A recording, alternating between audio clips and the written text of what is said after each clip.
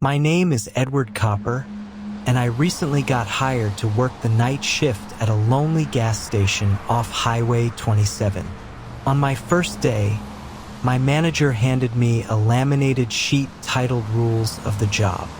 He seemed terrified while explaining them, like the rules weren't suggestions but survival instructions. At first, I thought he was messing with me, but everything changed when I accidentally broke one rule. Now, I understand something lives here at night, something that watches, waits, and punishes those who ignore the rules. I'm writing this because my shift starts again tonight, and I don't know if I'll survive. These are the rules, and this is how everything went wrong. My first night at the gas station started with something that felt wrong. A corkboard behind the counter held a stained sheet titled Rules You Must Follow. It didn't look like a joke. There were claw marks and frantic handwriting around it. The first rule said, "Never look at the man in the red hat." I laughed, but something in my stomach twisted. Felt like someone was watching my reaction. My manager, Mr. Willis, appeared behind me without making a sound. His shoulders were trembling, and his breathing was uneven. He pointed at the rules and told me to memorize every single one before midnight. I asked why, and his voice cracked. Because the last guy didn't. I read the rules carefully. Rule 1. Never look at the man in the red hat. Rule 2. If the phone rings at 3:03 a.m., answer it but do not speak. Rule 3. Never mop past aisle 3. Rule 4. If someone asks for gas after 2:15 a.m., check their reflection. Why did this place need rules like these? At 12:14 a.m., 2 customers walked in. Their footsteps made no sound. They stared straight ahead and ignored me completely. Their movements were stiff, like mannequins learning to walk. The air grew cold, and I suddenly felt unsafe. To calm myself, I grabbed the mop. As I moved closer to aisle 3, the tiles past it looked black, like they absorbed all light. Rule 3 pulsed in my mind. I felt someone breathing behind me. I dropped the mop and backed away. A truck rolled in without headlights or engine noise. A tall man got out and asked for gas, his voice glitching like broken audio. My hands shook. I remembered Rule 4 and turned my eyes to the window to check his reflection.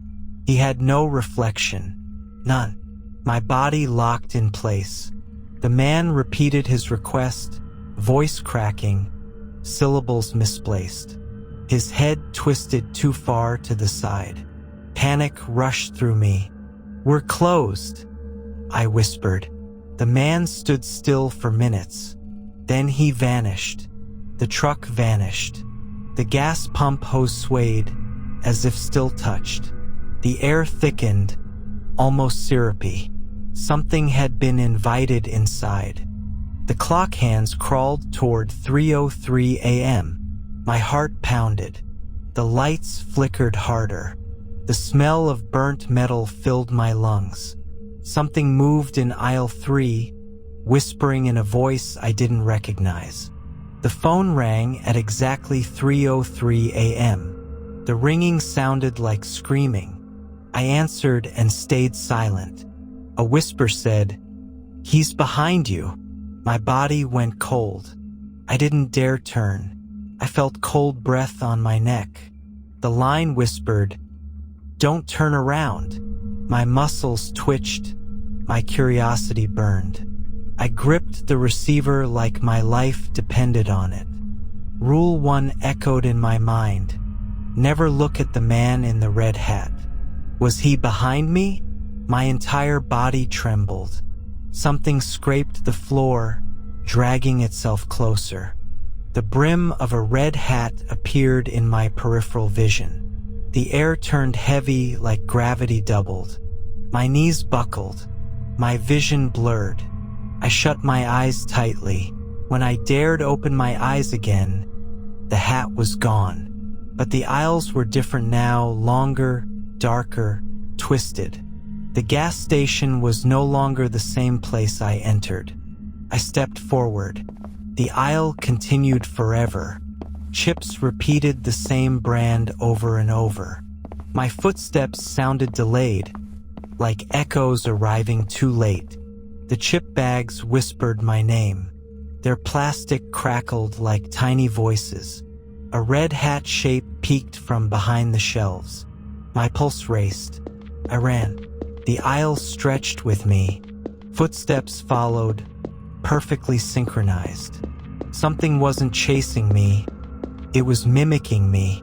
A door materialized at the aisle's end, labeled "Do Not Enter." The footsteps behind grew louder. I grabbed the handle without thinking. Inside was a room filled with CRT monitors showing all angles of the gas station. One screen showed me, but something behind me wasn't human. The screens flickered, displaying one word: "Look," over and over. The word pulsed like a heartbeat. I fought against the urge. A voice hissed from the monitors, "You must see him." My neck muscles jerked, forcing my head to turn. My heartbeat became static. I turned around. I saw him, the man in the red hat. His face wasn't right. It blurred like a glitch. Something crawled beneath his skin. My soul cracked. Reality split. Colors bled. Monitors showed me kneeling though I was standing. The red hat man moved without moving, like frame skipping. He spoke like broken glass scraping metal. "Now you belong." His finger pointed to a door that pulsed with light. My bones vibrated. I ran toward the exit. My legs were heavy, like cement filled them. The handle shocked me cold. I pushed through, praying to escape. I emerged back in the gas station, but not the same one. Aisles twisted. Products melted. Clocks spun backward. Something skittered above me. The phone rang. The sound like children screaming underwater. My hands lifted the receiver instinctively. "You looked," the voice hissed. "He owns your site now." Shelves bent toward me like ribs closing around a heart. The voice whispered, "Someone must take the job." A cold hand pressed my shoulder. Couldn't breathe. Mr. Willis appeared behind the counter, eyes hollow like burned-out sockets. He whispered, "I'm free," before crumbling into dust. My blood froze. Was this what waited for me? I looked into the glass door. My reflection wore the red hat. I wasn't wearing it, yet the rule glowed. A new line appeared. Rule 5, do not quit. Ever. Beneath it was my name, Edward Copper. The red hat rested on the counter, pulsing like a heartbeat. My hand moved toward it without my permission. My fate sealed itself. The moment my fingers touched the hat, screams, rules, and memories filled me. I finally understood the gas station wasn't a workplace. It was a prison, and I was now the warden. Now I stand behind the counter. New employees will come. They will laugh at the rules. They always do. But rules are not meant to be broken here. They are meant to keep something inside. And now I am the one enforcing them.